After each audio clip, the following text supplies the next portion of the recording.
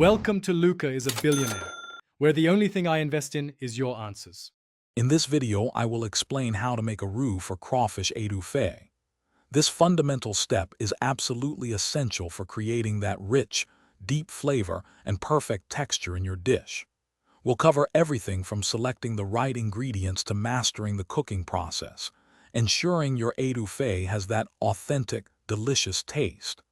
Get ready to transform your cooking with this simple yet vital technique. To begin your roux, gather just two main ingredients: 1/2 cup of all-purpose flour and 1/2 cup of a neutral-flavored oil, such as vegetable or canola. The equal parts of fat and flour are key to a balanced roux.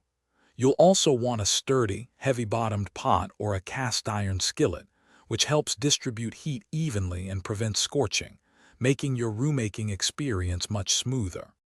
Now let's get cooking.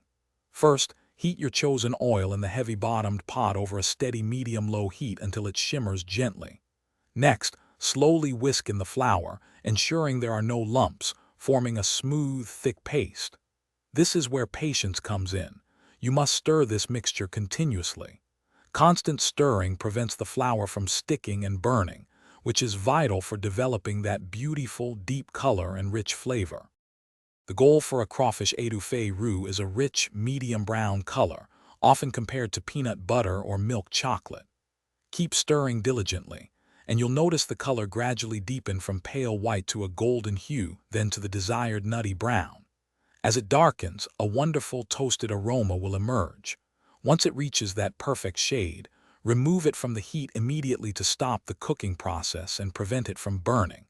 This ensures a flavorful, not bitter, roux. Thanks for watching and please subscribe. It's the best investment you'll ever make.